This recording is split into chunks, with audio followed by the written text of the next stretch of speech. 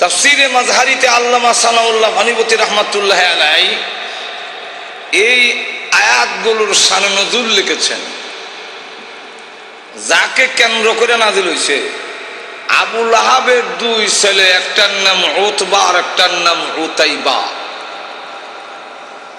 এই দুই ছেলেকে কেন্দ্র করে আল্লাহ আয়াতগুলো নাজিল করেছে। আবু লাহাব নবীজির আপন চাচা। আবু লাহাবকে আল্লাহ তিনটা নিয়ামত দিয়েছেন। কয়টা? আরো জোরে কন। কি কি? এক নম্বর হইল আবু লাহাব, তার আসল নাম আব্দুল উজ্জা, কিন্তু লোকেরা তারে ডাকতো আবু লাহাব। আবু লাহাব যার সহজ বাংলা হইল লালের বাপ। এখন কে বাপ? আগুন শব্দের অর্থ হইল আব্বা, লাহাবুন শব্দের অর্থ হইল অগ্নিশিখা, আগুনের মাথা। আগুনের মাথাটা লাল, আগুনের কালার হইল গোল্ডেন, গোল্ডেন কালার, সোনালি। মাথা হইল লাল। এই মাথাকে আরবিতে লাহাব বলা হয়। তাহলে দুইটা মিললে সহজ বাংলা হইল লালের বাপ। তাহলে এবার আমি আপনাদের জিজ্ঞাসা করতে চাই, যাদের গঠন ভালো, যাদের কান চামড়ার কালার সুন্দর, এই সুন্দরটা কি তার নিজস্ব না আল্লাহর দেওয়া? আমরা যাদের নাক সেবা, আমরা কি মনে করেন মলম লাগাইয়া ডেলি টানলে এটা শুকা হইব? আমরা চামড়া যাদের কালা, এরা কি বরফ দিয়ে ডেলি মরাইলে এটা সাদা হইব? তাহলে সুন্দর হওয়া, গঠন ভালো হওয়া, এটা কার দেওয়া? তো যেই আল্লাহ সুন্দর বানাইলেন, তার সেই নিয়ামতের শুকর আদায় করা উচিত কিনা? কিন্তু করিনি আমরা। বেশিরভাগ লোক আরো ভালো করে ক্লিন শিপ করে, এরপরে স্নো লাগায় আর যে অভিনয় করে, এতে বোঝা যায় হ্যাঁ ভিতরে ভিতরে কি কইতাছে বোঝা যায়। হ্যাঁ ভিতরে ভিতরে হয়তো বলতেছে যে আমার যে সুন্দর চেহারা, আমার দেখলে কে না বলবে আই লাভ ইউ। এটার নাম ওই নিমকারা।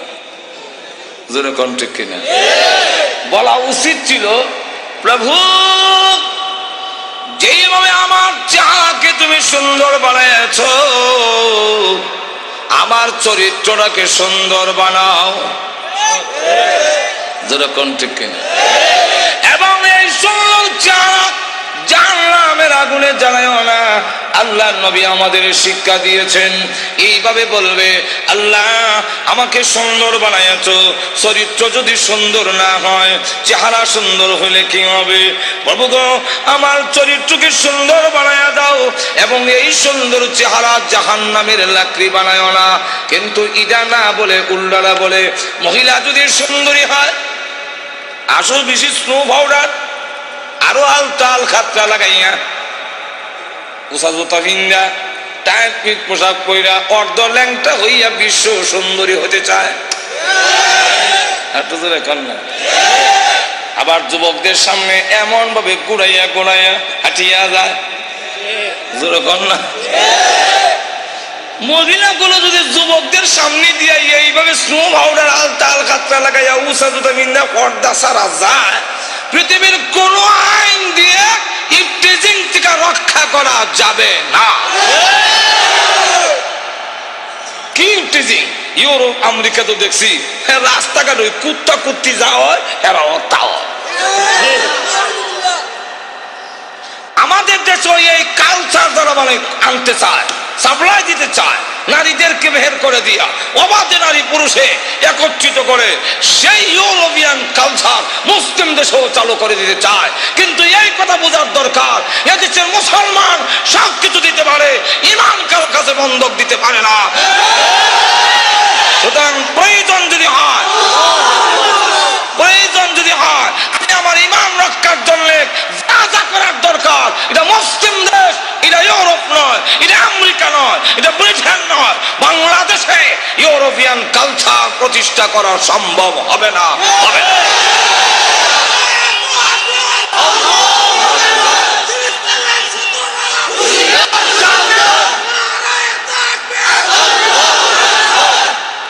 আল্লাহু আকবার। বিমানবন্দরে গেলে দেখবেন, রাস্তায় গেলে দেখবেন, আল্লাহ আমরা তো কোন রকমের চোখ নিচে দিকে আস্তা করলো আস্তা করলো আস্তা করলো আস্তা করলো পড়লো, ভিতরে তো আজার গুতায়। ছায়া দেখ ছায়া দেখ কি হইতেছে, ছায়া দেখ। বহুত কষ্ট করে কোন লাগে আস্তা করলো আল্লাহ আলাইতাম না, আল্লাহ আলাইতাম না, দুজন হাজার এখন ঠিক।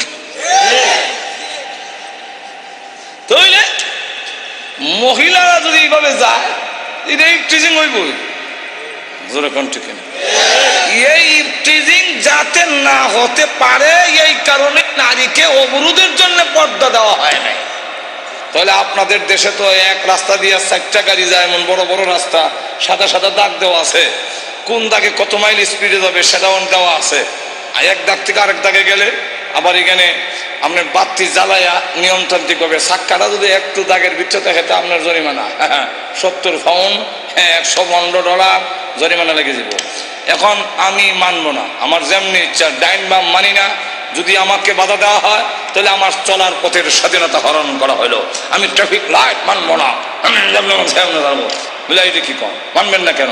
না মানলে তো উশৃঙ্খলতা হবে, এটার নাম স্বাধীনতা না। বুঝলি, এটার নাম যদি স্বাধীনতা না হয় তাহলে ঠিক তেমনি ভাবে যে আল্লাহ পুরুষকে বলছেন এক সাইডে চলো, নারীকে বলছেন আরেক সাইডে চলো। সুতরাং এখানে যখন মিলে আমার নারী স্বাধীনতার নামে আমার যেমনি মন চাই এমনি চলমু, তাহলে এটার নাম স্বাধীনতা হবে না, এটার নাম উশৃঙ্খলতা হবে। সেও মরবো, আরো 2-4টা 10টা পুরুষকে জাহান্নামে লইয়া গেল। অ্যালবামটি নিবেদন করছেন ইসলামী প্রযোজনা প্রতিষ্ঠান Betar Bitan audio and CD centre, Mawna Chowrasta, শ্রী। 2 নম্বর হইল আবু লাহাবকে আল্লাহ ধন বেশি দিয়েছে। ধন হওয়া না হওয়া এটাও কার দেওয়া? এটা কি আপনি মনে করেন বুদ্ধি হইলেই ধন হয়?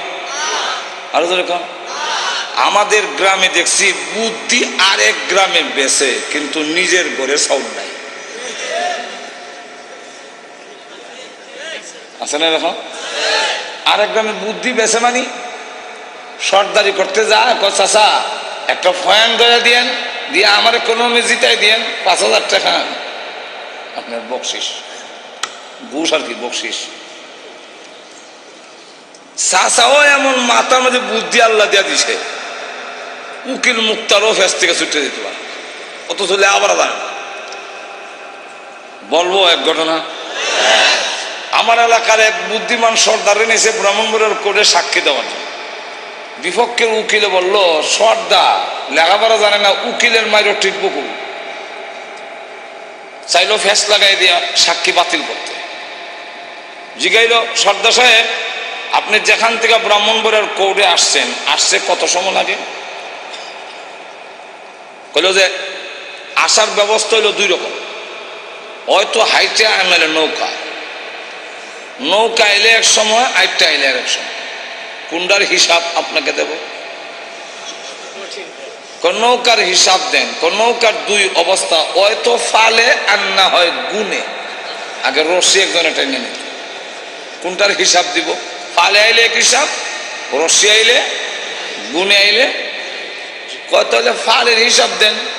ফালের তো 3 অবস্থা, বাতাস বেশি হইলে এক হিসাব, বাতাস কম হইলে আরেক হিসাব, বাতাস মধ্যবর্তী হইলে আরেক হিসাব। কোন হিসাব দিতাম?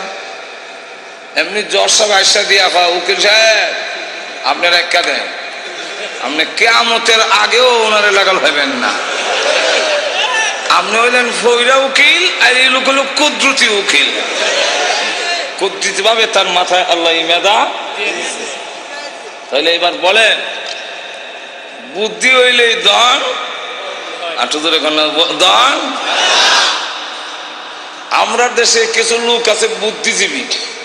বুদ্ধিজীবী মানে বুদ্ধি খাটাইয়া, বুদ্ধি বিক্রি করে যারা খায় এরার নাম বুদ্ধিজীবী। যে বুদ্ধি দিয়ে আল্লাহ চিনে না, এটার নাম বুদ্ধিজীবী না, এটার নাম বুদ্ধিজীবী হইল ও বুদ্ধিজীবী। আমরা দেখা বুদ্ধিজীবী, এই বুদ্ধিজীবীর অর্থ হইল বুদ্ধি খাটাইয়া খায়। কারণ আমরা দেশে যারা শ্রম করে খায় এদের কি বলা হয়? যারা মাছ বেচা খায় মৎস্যজীবী। যেরকম ঠিক কিনা? যারা নাকি শ্রম করে খায় এরা শ্রমজীবী, মাছ বেচা যারা খায় মৎস্যজীবী, যারা চাকরি করে খায় চাকরিজীবী, ঠিক তেমনি হবে যারা বুদ্ধি বেচ্ছা খায় মন্দির ঘুমাই গেছেন কিটা চাকরিজীবী মৎস্যজীবী আর এই বুদ্ধি খাটাইয়া খাইলে তাদের আমরা বুদ্ধিজীবী বলি না, এরকম বুদ্ধি খাটাইয়া বিলাইও খায় তো বিলাইও বুদ্ধিজীবী কেমনে? আপনার মাছবাজি বেগম সব কইরা ডাংনা দিয়ে তুইছে, দরজা বন্ধ, উপর দিয়া যে রাস্তা আছে, বিড়াল কিন্তু ওইটাতে ঢুকছে, ঢুকা ঘরের ভিতর ঢুককেই সে এটা হামলা দেয় না, একটু অপেক্ষা করিয়া মাথা ঘুরাইয়া দেহে আমার আগমনের ঠার পাইল কিনা।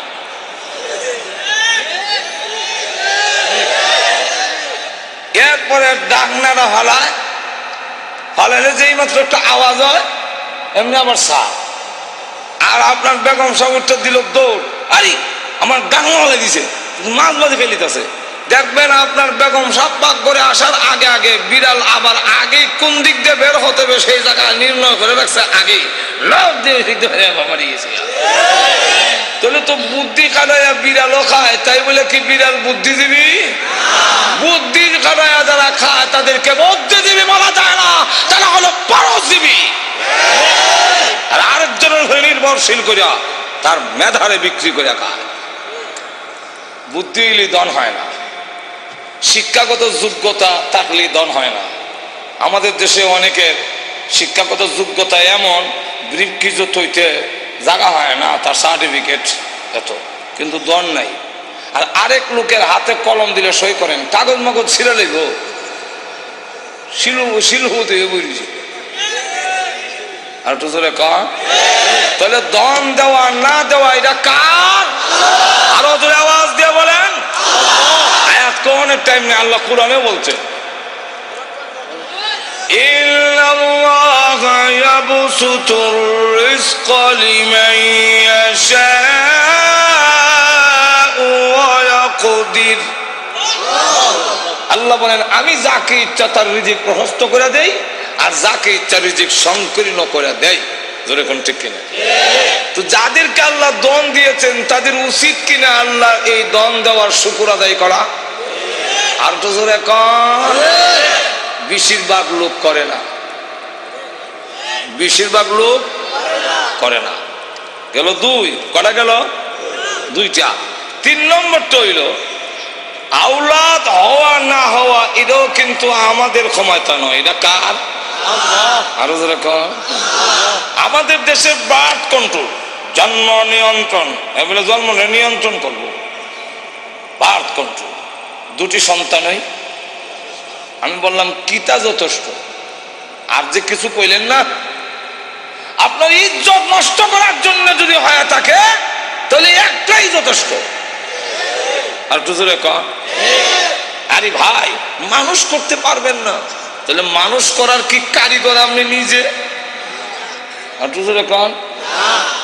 আমাদের দেশের অনেক শিল্পপতি আছে, তার বাচ্চারা খাওয়াইতে খাওয়াইতে পোল্ট্রি মুরগের লাগান শ্বাস ফলাইতে পারে না, মনে হয়, কিন্তু মাথার মধ্যে গোবর ছাড়া কিছু নেই।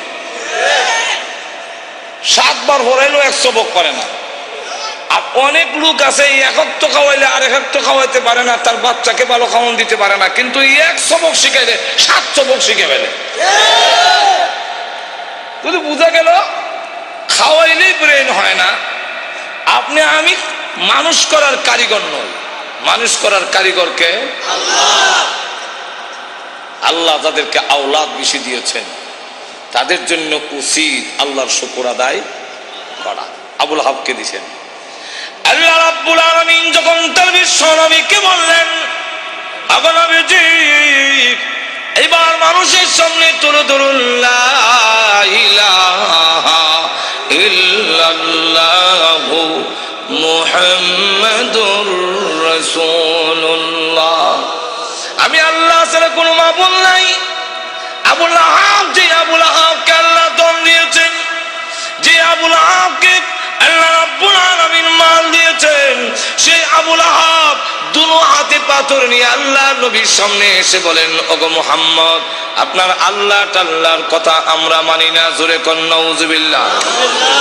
আপনার আল্লাহ টাল্লাহর কথা মানি না আমরা আপনার আল্লাহর কথা।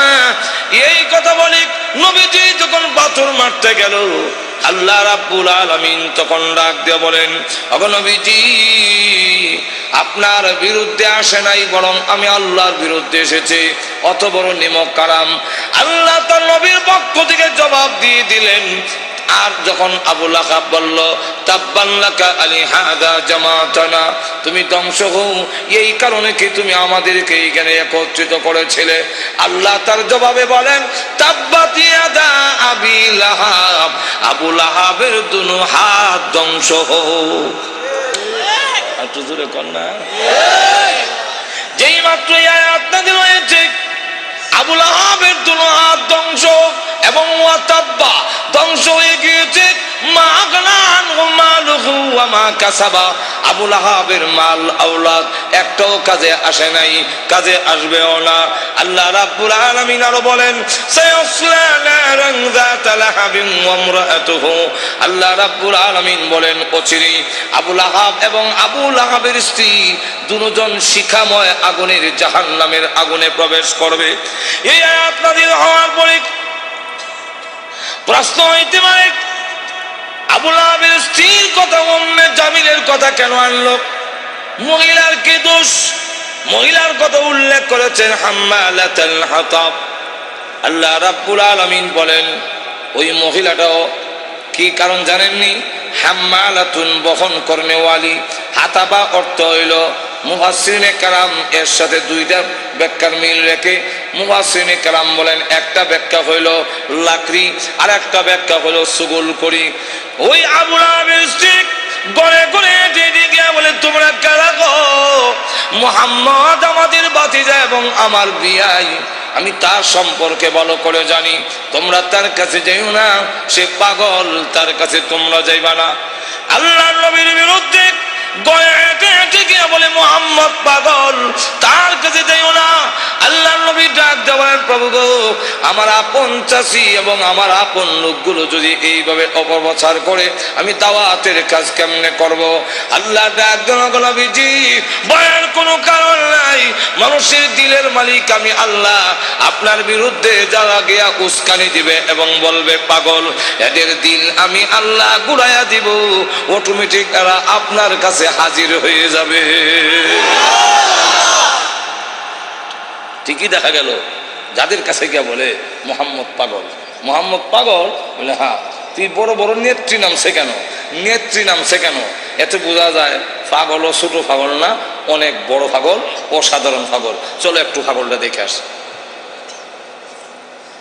পাগল দেখতে এসে দেখা আল্লাহ নবীর নুরানি চেহারা এত সুন্দর, খানায় কাবার সামনে দাঁড়ায় কোরআন শরীফ পড়ে। নবীজির চেহারার আলোতে কাবা ঘরের দেওয়াল আলোকিত হয়ে গেছে। না, এই সুন্দর চেহারার লোক কোনোদিন পাগল হতে পারে না। আবার কি জানে পড়ে, একটু শুনি। নবীজির কোরআন তেলাওয়াত এত মধুর তেলাওয়াত, শুনি এখন না, এই তেলাওয়াত কোন পাগলের হইতে। والشمس وضحاها والقمر إذا تلاها والنهار إذا جلاها والليل إذا يغشاها। পিছন থেকে তারা কর, এই লোক কোনদিন পাগল হতে পারে না, তিনি আল্লাহর পয়গম্বর, কালিমা করে মুসলমান হয়ে।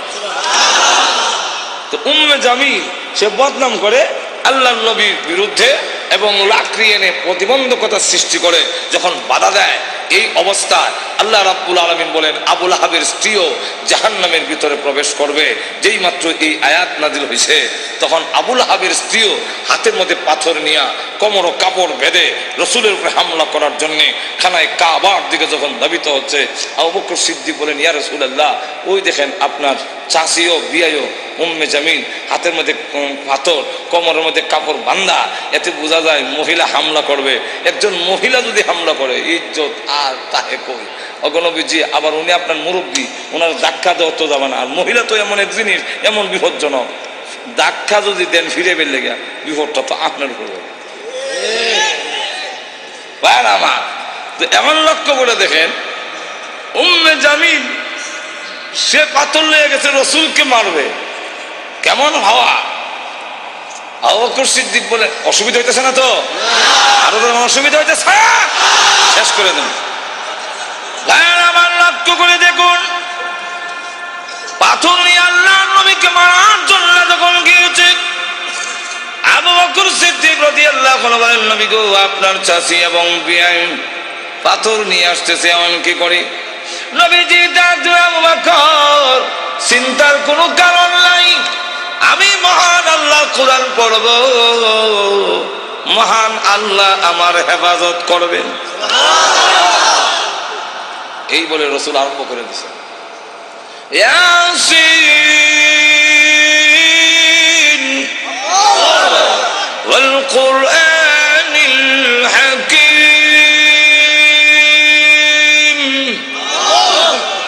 উম্মে জামিল কাছে গিয়া কয়, এ আবু বকর, একা একা বসে রইছ, তোমার সাথী মোহাম্মদ কই আজকে?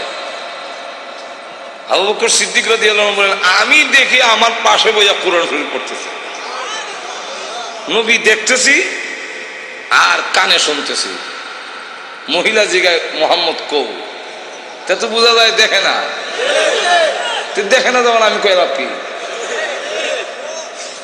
উম্মে জামিল হুমকি দেয়, তার ভাগ্য ভালো, তার কপাল ভালো, পাইলাম না, লুকাইয়ে গেছে, লুকাইয়ে গেছে, পাইলাম না, ভাগ্য ভালো।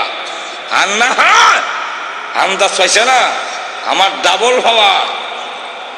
ডাবল পাওয়ার মানে দেশ যারা চালায়, এক সর্দারের বউ আমি, আরেক সর্দারের কন্যা। আবু জাহেল আমার বাপ, আবু লাহাব আমার স্বামী, আর ভেঙে ফেলব।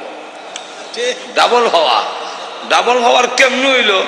সব তোর ভাঙ্গে কোয়া যায় না, বিপদ তো আছে। আমার ডাবল হওয়ার, পাইলাম না, তার ভাগ্য বালা। আবু বকর সিদ্দিক বলেন, আমি দেখি, তুই দেখস না, হিরো বুঝলাম না। নিবেদন করছেন ইসলামী প্রযোজনা প্রতিষ্ঠান Betar Bitan audio and CD সে সেন্টার। যখন চলে গেল, আবু বকর সিদ্দিক বলেন, হুজুর আমি দেখি, সে দেখলো না কেন? আল্লাহ বললেন, আবু বকর, তুমি কি কোরআন শরীফ পড়ো না? আল্লাহ রাব্বুল আলামিন আগে আমাকে জানায়া দিয়েছেন, وَإِذَا قَرَأْتَ الْقُرْآنَ جَعَلْنَا بَيْنَكَ وَبَيْنَ الَّذِينَ يُؤْمِنُونَ بِالْآخِرَةِ حِجَابًا مَسْتُورًا। আপনি যখন কোরআন শরীফ পড়েন, তখন আপনার আর অবিশ্বাসী বেঈমান কাফেরের মাঝে আমি আল্লাহ হিজাবাম মাসতুরা, গোপন পর্দা দিয়া আপনারে ঢেকে ফেলি। রাসূল বলেন, আবু বকর, গোপন পর্দাটা কি জানো? ওয়াল্লাহু আ'লামু রাসূলুহু। আল্লাহর রাসূল বলেন, আমি যেই দিকে তাকাই সেই দিকেই দেখি অসংখ্য ফেরেশতা আমাকে ঘেরাও করে দাঁড়িয়ে আছে। আবু জাহেল, আবু লাহাব ক্ষুব্ধ হইয়া দুই ছেলে, রসুলের দুই মেয়ের যে বিয়া করেছিল, মনে আছে তো? রসুলের কন, একটার নাম উতবা, আরেকটার নাম উতাইবা। রসুল প্রকাশ্য নবী হওয়ার আগে, রসুল প্রকাশ্য নবী হওয়ার আগে দুই মেয়ে এই দুই ছেলের কাছে বিয়া দিয়েছে, কথা বুঝছেন? এখন সে এই দুইজনের ডেকে না কয়, তোমাদের শ্বশুর মুহাম্মদের কাছে আমার এবং তোর মার বিরুদ্ধে কোরআনের আয়াত নাযিল হয়েছে, অতএব তোমরা দুজন গিয়ে মুহাম্মদের সামনে বলতে হবে, আপনার আল্লাহ টাল্লাহ মানি না। আর একটু জোরে কর না, আল্লাহ টাল্লাহ যেমন বোঝা যায় সাটা, জোরে কোন ঠিক কেমন অবজ্ঞা, অবজ্ঞা কেমন চিন্তা করেন, নিমক আরাম কারে কয়, জোরে কোন ঠিক না? গিয়া বলবি আল্লাহ টাল্লাহ মানি না, আর মোহাম্মদের 2 মেয়েকে তালাক দিয়ে আসতে হবে, আর না আমি মনে করব তোমরা আমার অবাধ্য, আর আমার অবাধ্য হইলে যে কিছু পাইবা না, এটা তো বুঝো। যেমন বাপ ইমুন ফুলা, এটা তো বলার দরকার ছিল। আপনার কথা না মানলে অবাধ্য, আর আল্লাহর কথা না মানলে আর বড় অবাধ্য। ঠিক কিনা? আপনার কথা না মানলে আপনার সম্পত্তি থেকে বঞ্চিত হব, আর আল্লাহর কথা না মানলে, নবীর কথা না মানলে জান্নাত থেকে বঞ্চিত হব। অনেক সাহাবীরা তো এরকম করছেন যে বাড়ি ঘর ছাড়তে রাজি, কিন্তু আল্লাহ রসুল ছাড়তে গভীর রজনীতে আল্লাহর নবী বিশ্ব নবী রাহমাতুল লিল আলামিন হুজরা শরীফ থেকে প্রচন্ড শীতের মধ্যে বের হয়েছেন। এমনি তাকায়া দেখে একজন বাঁকা হয়ে দাঁড়াইছে, সোজা হয়ে দাঁড়াতে পারে না, কাপড় এইভাবে ধরে রেখেছে। দাঁড়ায় বলেন আসসালাতু ওয়াসসালামু আলাইকা ইয়া রাসূলুল্লাহ। আল্লাহ নবী বলেন, কে রে তুমি এত গভীর রজনীতে আমাকে সালাম দিচ্ছ? আল্লাহর নবী যেই মাত্র জিজ্ঞাসা করলেন, উনি ডাকতে, হুজুর আপনি কি আমাকে চিনতে পারেন নাই? আমি আব্দুল্লাহ। আল্লাহর নবী বলেন, কোন আব্দুল্লাহ? ওগো নবীজি, কিছুদিন আগে ইসলাম ধর্ম গ্রহণ করেছি, আমার নাম ছিল আব্দুল উজ্জা, আমি আপনার নামটা পরিবর্তন করে আব্দুল্লাহ রেখেছেন, আমি সেই আব্দুল্লাহ। আল্লাহর নবী ডাক দিয়ে বলেন, আমার আব্দুল্লাহ তো ধনী বাপ চাচা, তার বাপ চাচা ধনী ব্যবসায়ী ছেলে, সকাল বিকাল কাপড় পরিবর্তন করে আসতো। আজকে তো দেখা যায় গায়ে কাপড় নাই, একটা কাপড়ের টুকরা পরিধান করা, সোজা হয়ে দাঁড়াতে পারে না, তার লজ্জাস্থান খালি হয়ে যায়, হাত দিয়ে ধরে রাখছে কোন রকমের কাপড়ের টুকরা। আল্লাহর নবী বলেন, আমার আব্দুল্লাহর এই অবস্থা কেন? শীতের মধ্যে তরতর করে কাঁপতেছে, কিন্তু কোনো কথা বলে না, কোনো ডাক দেয় না। নবী গো, অপেক্ষায় বসে আছি, কোন সময় আপনি বের হবেন? আপনার নুরানি চেহারা যদি এক নজর দেখতে পারি, তাহলে আমার অন্তরে আর কোনো দুঃখ থাকবে না। আল্লাহর নবী বলেন, কি হলো তোমার এই অবস্থা কেন? আব্দুল্লাহ, হুজুর আপনার দরবারে কেন আসা যাওয়া করি? আমার চাচা আমাকে বলেছেন বাড়ি ছেড়ে দিতে হবে, আর না হয় মুহাম্মদের দরবার ছেড়ে দিতে হবে। নবী গো, আমি ঘোষণা দিয়েছি, প্রয়োজন বুঝে আপনার বাড়ি কেন তামাম পৃথিবী ছেড়ে দিতে পারি, কিন্তু একটি মুহূর্তের জন্য বিশ্ব নবীর দরবার আমি ছাড়তে পারবো না। আমাকে বাড়ির থেকে বের করে দিয়েছে, বের হওয়ার সময় বললো কাপড় চোপড় গুলো দিয়ে যাও, এগুলো তো আমাদের। উদ্দেশ্য হইলো আমি উলঙ্গ হয়ে গেলে এটা যাব না, লজ্জায় তখন ঘরে বসে থাকবো, আপনার দরবারে আসবো না। আমি তখন আমার চাচাকে জানিয়ে দিলাম, ওগো চাচা, কাপড় হারাতে পারি, ইজ্জত সম্মান হারাতে পারি, আমি সর্বহারা হতে পারি, কিন্তু আল্লাহর কসম ঈমান হারা এক মুহূর্তের জন্য হতে পারবো না। আজকে যদি শরমের আর ইজ্জতের বয়ে কাপড়ের জন্য আমি ঈমান হারা হয়ে যাই, মৃত্যুর পরে কবর থেকে উলঙ্গ হয়ে আল্লাহর দরবারে উঠব, উলঙ্গ অবস্থায় জাহান্নামের মধ্যে দেওয়া হবে। আল্লাহর নবী আমার কাপড় চোপড় গুলো রেখে দিয়েছি, আমি আমার মার সামনে দাঁড়িয়ে বললাম, মা গো, আমার মা একটা কাপড় দেন না, আমি আমার লজ্জাস্থান রেখে বিশ্ব নবীর দরবারে যাব। ওগো মা, একটা নজর যদি আল্লাহর নবীকে দেখতে পারি, তাহলে আমার মনে আর কোনো ব্যথা থাকবে না। এই বলে হুজুর আমার মা একটা কাপড় দিয়েছেন, কোন রকমের লজ্জাস্থান রেখে আপনার হুজুরের সামনে এসে বসে আছি। কোন সময় আপনি বের হবেন, আপনার চেহারা মুবারক একটা নজর দেখার জন্য বসে আছি। নবীজি তার করুণ কাহিনী শুনে বিশ্ব নবী পর্যন্ত চোখের পানি রাখতে পারলেন। আল্লাহ নবী ডাক দিয়ে বলেন, আব্দুল্লাহ আমার ঘরে আয়, হুজুরের শরীফে আয়, এই নে আমার ব্যবহারের 2 খান কাপড় তোরে দান করলাম। নবীজির 2 খানা কাপড়, ব্যবহারের কাপড়ের দাম আছে না নাই? এরপর থেকে আব্দুল্লাহ জুল বাগাদাইন হয়ে গেল। খালি আব্দুল্লাহ না, এমন টাইটেল লাগছে। আল্লাহ নবী একজন আব্দুল্লাহ, বল তোর কোনো আকাঙ্ক্ষা আছে নি? আব্দুল্লাহ